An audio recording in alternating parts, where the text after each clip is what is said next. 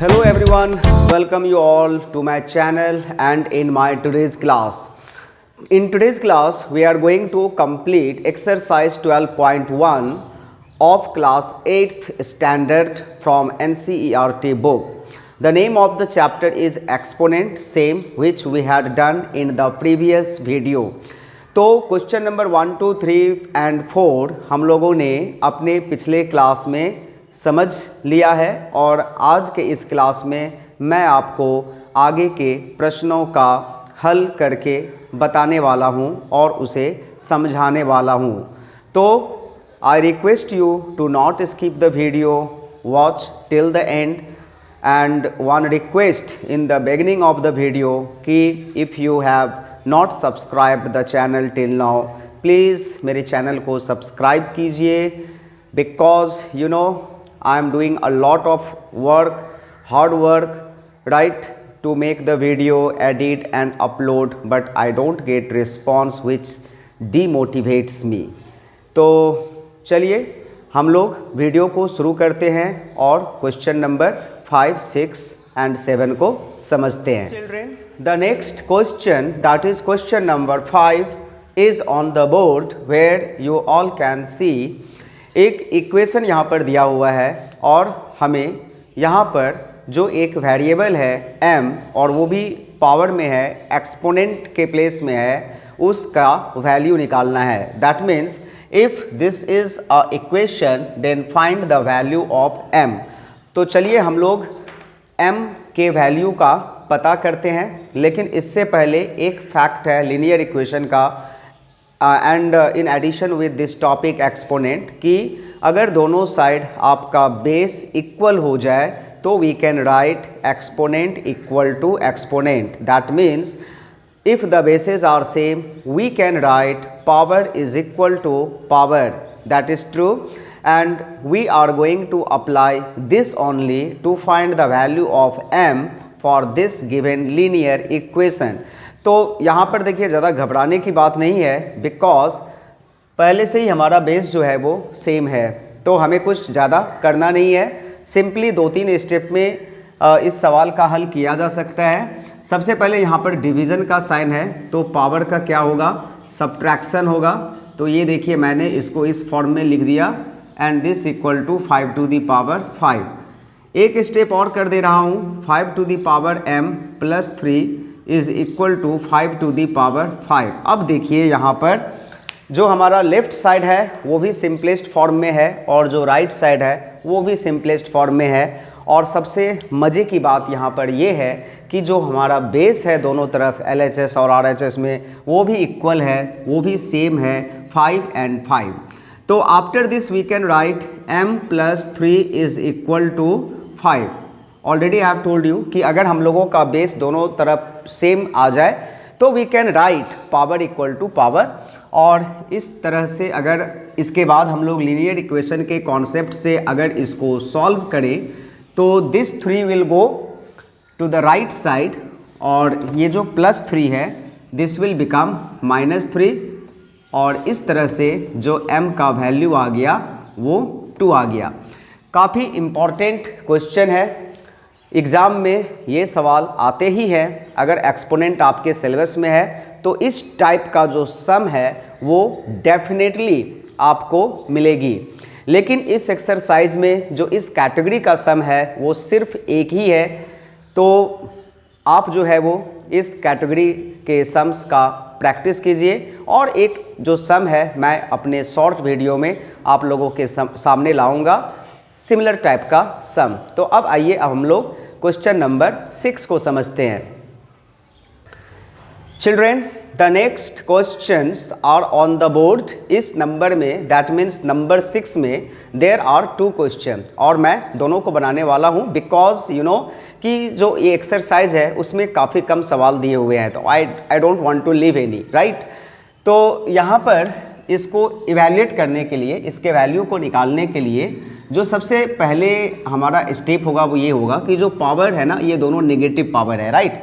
तो हमें क्या करना होगा, इसको पॉजिटिव में कन्वर्ट कर लेना होगा और इसके लिए जो 1/3 है बेस हमारा, इसका रेसिप्रोकल लिखना होगा। And you all know what is the reciprocal of 1/3, it's 3/1।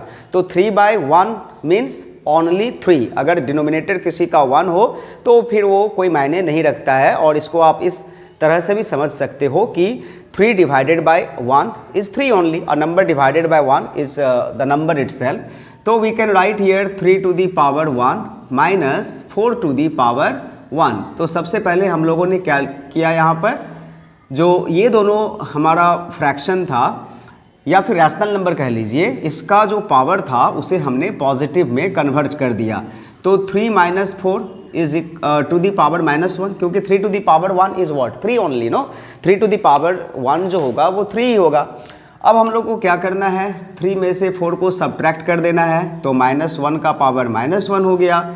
और -1 का रेसिप्रोकल क्या होगा, what is the reciprocal of -1 and why I am asking this, क्योंकि यहाँ पर भी पावर नेगेटिव है और इसे हमें पॉजिटिव बनाना है, राइट। तो इसके लिए बेस का रेसिप्रोकल लिखना पड़ेगा।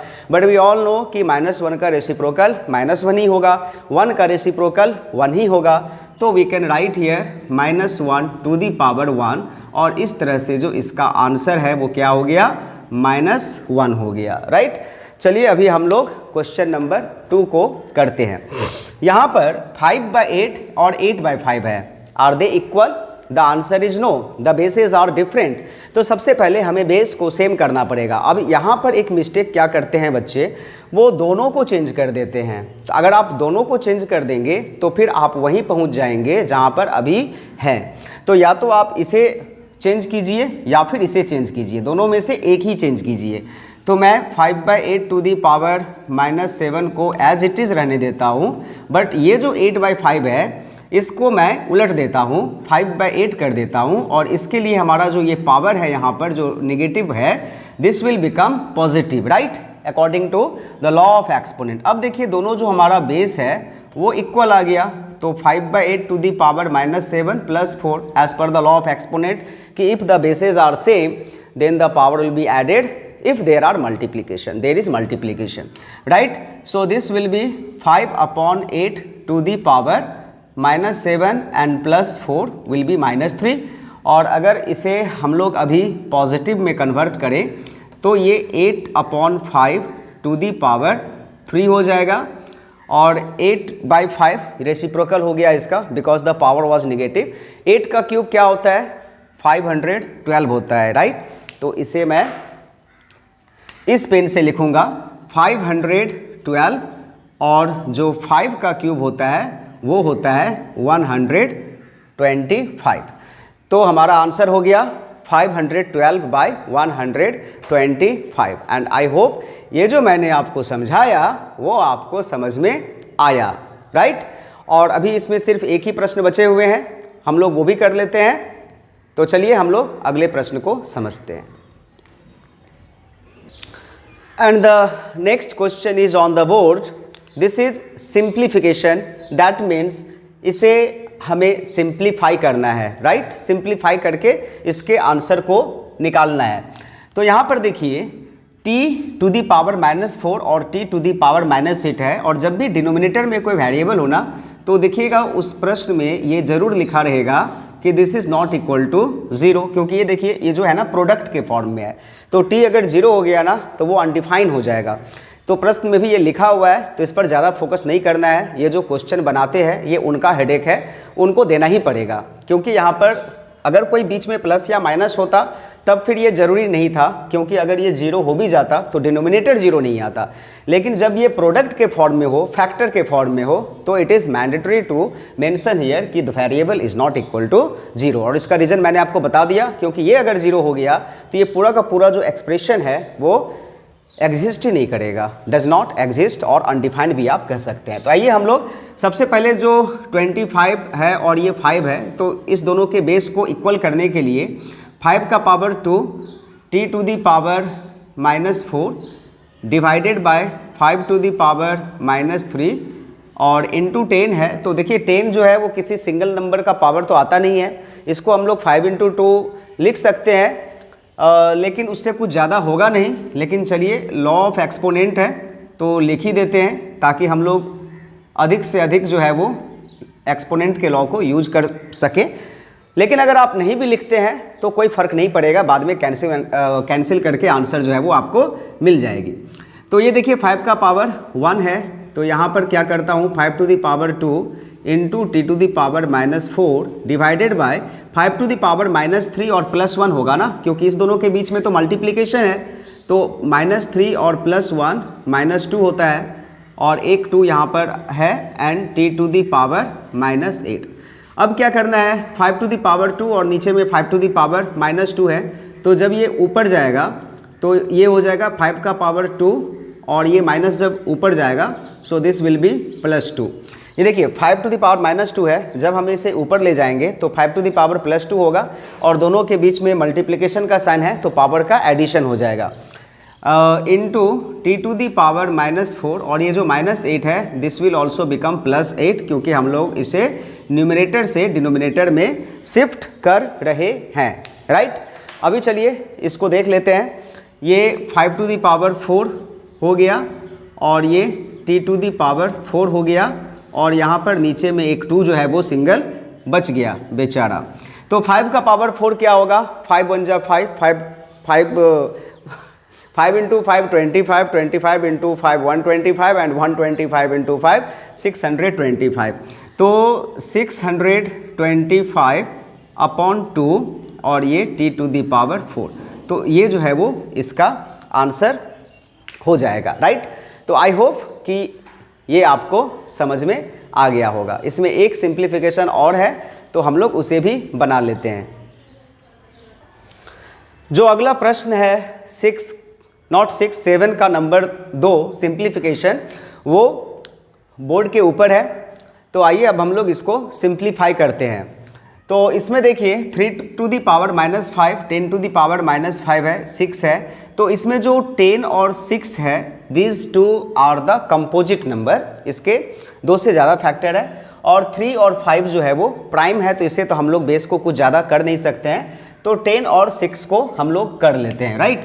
तो इसके लिए 3 टू दी पावर -5 और 10 को हम लोग 2 इंटू 5 लिख सकते हैं, 2 इंटू 5 टू दी पावर -5 और 125 भी जो है वो 5 का स्क्वायर है, तो 5 का स्क्वायर कर देते हैं, राइट। सब कुछ ठीक है, हाँ ठीक है।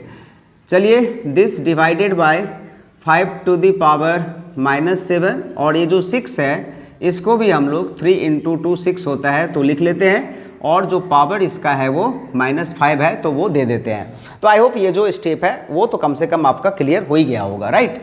तो आइए अब हम लोग नेक्स्ट स्टेप में क्या करता हूँ, 3 to the power -5 into 2 to the power -5, ये सारे के सारे लॉ ऑफ एक्सपोनेंट है, हम लोग लिख सकते हैं इस तरह से, ठीक है।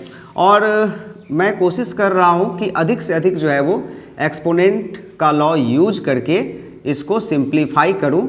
अगर आप नहीं ऐसा करके इसको सिंपली जो है वो एक्सपेंड वगैरह करके वैल्यू निकाल करके सिंप्लीफाई करना चाहते हैं तो आप वो भी कर सकते हैं, नंबर आपका कटेगा नहीं, ठीक है ना। किंतु एक्सपोनेंट है तो our main focus will be to use maximum number of laws, okay, the laws of exponent, right. तो अभी हम लोग क्या करते हैं, यहाँ पर देखिए 3 तो एक ही है और ये 3 टू दी पावर -5 है, तो हम लोग इस दोनों को कैंसिल भी कर सकते हैं, ठीक है ना। अगर नहीं भी करेंगे तो 3 टू द पावर -5 + 5 0 हो जाएगा, 3 टू द पावर 0 1 होता है, लेकिन कर सकते हैं। न्यूमरेटर और डिनोमिनेटर अगर सेम हो और ये प्रोडक्ट के फॉर्म में हो तो वी कैन डू, हाँ, फ्रैक्शन का लॉ से भी कर सकते हैं। ये देखिए ये दोनों को भी हम लोग कैंसिल कर सकते हैं और अब कुछ भी कैंसिल नहीं होगा। अब चलिए इस दोनों को सिंप्लीफाई करते हैं। तो 5 टू द पावर -5 है और ये इनटू है तो पावर विल बी प्लस, और ये डिवीज़न के फॉर्म में है तो पावर जो है वो इसका सब्ट्रैक्ट हो जाएगा। तो क्या किया हमने यहाँ पर, देखिए 3 टू द पावर -5 को 3 टू द पावर -5 के साथ कैंसिल कर दिया, 2 टू दी पावर -5 को 2 टू दी पावर -5 के साथ कैंसिल कर दिया, तो बचा हमारा क्या, बचा यहाँ पर 5 to the power -5, 5 to the power 2, इस दोनों के बीच में मल्टीप्लिकेशन है, बेसेस आर सेम, तो पावर को ऐड कर दिए।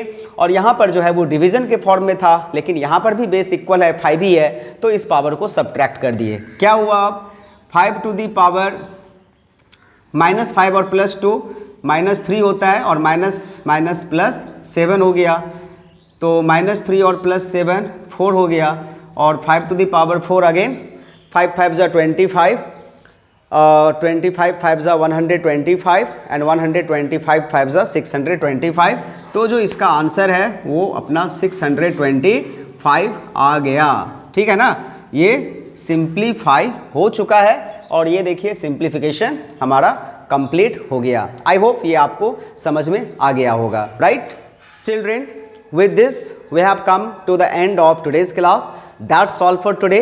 लेकिन आज हम लोगों ने इस एक्सरसाइज को पूरा अच्छी तरह से कंप्लीट कर लिया है, और जो अपना नेक्स्ट क्लास होगा उसमें हम लोग इसके अगले एक्सरसाइज दैट मीन्स 12.2 को समझेंगे, और उसमें दिए गए सवालों को हल करेंगे। आई होप आज के क्लास में जो भी मैंने आपको सवाल बताया वो आपको अच्छी तरह से समझ में आ गया होगा, और जो सवाल मैंने बताया वो काफ़ी इम्पॉर्टेंट सवाल था एग्ज़ाम पॉइंट ऑफ व्यू से, right. So that's all for today. Thank you everyone for watching the video till the end, and you know what you are supposed to do, so you do that. Okay, bye bye, take care.